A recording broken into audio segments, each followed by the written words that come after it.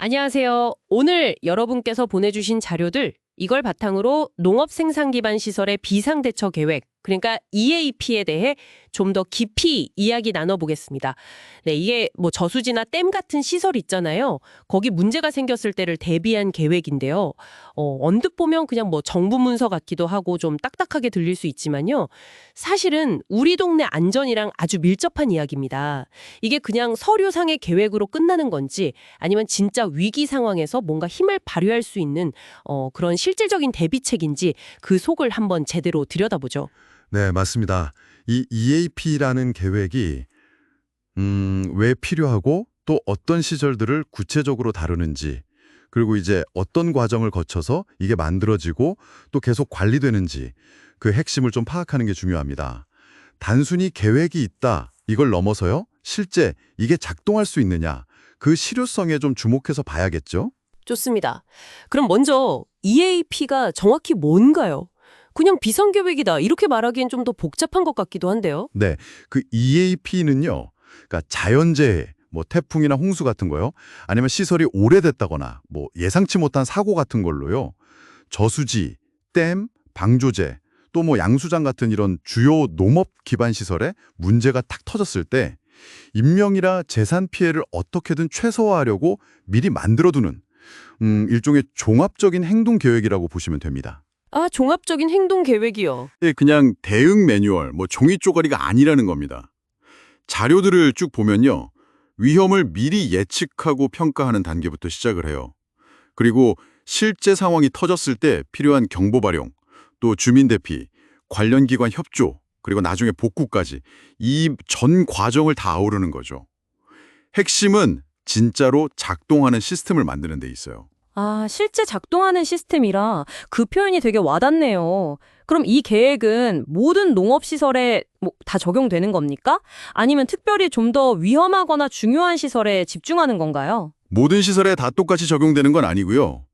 자료에 나와 있는 걸 보면 총 저수량이 한 20만 톤 이상 되는 저수지나 댐처럼 규모가 좀 큰 시설들 있잖아요. 네네. 그리고 뭐 방조제라든지 중요한 용수로, 양수장, 배수장 같이 이게 딱 멈춰버리면 파급 효과가 아주 큰 시설들, 이런 곳들이 이제 주요 대상입니다. 아, 그 20만 톤이라는 기준이 있군요. 혹시 그 기준이 뭐랄까 잠재적인 피해 규모랑 관련이 깊은 건가요? 정확히 보셨습니다. 그 정도 규모 시설이 만약에 붕괴되거나 뭐 기능에 이상이 생기면 하류 지역에 미치는 인명 피해나 재산 피해가 상당히 심각할 수 있다, 이런 판단이 그 배경에 깔려 있는 거죠. 그리고 단순히 규모만 보는 게 아니고요, 그 시설이 얼마나 낡았는지, 구조적으로 좀 취약한 부분은 없는지, 또 하류 지역에 사람이 얼마나 사는지, 주요 시설은 뭐가 있는지, 이런 현장 여건들을 다 종합적으로 고려합니다. 그래서 맞춤형으로 계획을 세운다고 돼 있어요. 그러니까 일률적인 접근이 아니라는 점이 중요하죠. 아, 맞춤형 계획이다. 그 점이 되게 인상적이네요. 그럼 이 계획은 어떤 절차를 거쳐서 만들어지는 건가요? 들어보니까 상당히 좀 복잡할 것 같은데요. 네, 꽤 체계적인 과정을 거칩니다. 우선 해당 시설이 가질 수 있는 잠재적인 위험 요소들 있잖아요. 이걸 분석하는 위험성 평가부터 시작해요. 예를 들면 극한 호우가 올 가능성은 얼마나 되는지, 지진 발생 확률은 어떤지, 시설 자체의 구조적인 결함 가능성은 없는지, 이런 것들을 좀 과학적으로 평가하는 거죠. 네, 평가부터 하는군요. 그렇죠. 이 평가 결과를 바탕으로 해서 이제 발생 가능한 최악의 상황들을 구체적인 비상 시나리오로 만듭니다. 가령 댐 붕괴 시나리오, 수문이 작동 안 되는 시나리오, 이런 것들이 있겠죠. 그리고 각 시나리오별로 대응 조직은 어떻게 꾸리고, 누가 어떤 역할을 맡고, 또 어떤 기관이랑 협력해야 하고, 비상 연락은 어떻게 할 건지, 이런 걸 아주 명확하게 정합니다. 와, 시나리오 기반이라는 게 확 와닿네요. 정말 실제 상황처럼 느끼게 하려고 그러는 거군요. 네, 그렇습니다. 그리고 가장 중요한 것 중 하나가 바로 이 경보 및 대피 계획이에요. 위험 상황을 어떻게, 얼마나 빨리 알리고, 주민들을 어떤 길로, 어디로 대피시킬 건지, 또 그 과정에서 교통은 어떻게 통제할지 같은 것들을 아주 상세하게 규정합니다. 어떻게 보면 약간 군사작전 계획처럼 구체적이죠? 그렇군요. 근데 여기서 진짜 핵심은요, 이 계획들이 그냥 책상 서랍 안에서 잠자지 않도록 하는 장치예요. 자료들도 보면 정기적인 훈련하고 교육, 이게 정말 중요하다고 강조하고 있거든요. 실제 뭐 대피 훈련 같은 걸 해보면서 계획에 문제점은 없는지 파악하고 개선하는 거죠. 또 시설을 고치거나 주변 환경이 바뀌면 계획을 바로바로 검토하고 업데이트해서 항상 최신 상태를 유지해요. 말 그대로 살아있는 계획으로 만드는 과정이 꼭 필요한 겁니다. 와, 정말 듣고 보니 단순한 문서 작업이 아니었네요.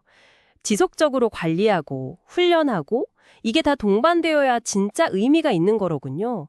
결국 이 EAP라는 게 만일의 사태를 대비하기 위한 어떻게 보면 최소한의 안전망이면서 동시에 피해를 줄이기 위한 아주 적극적인 노력이네요. 맞습니다.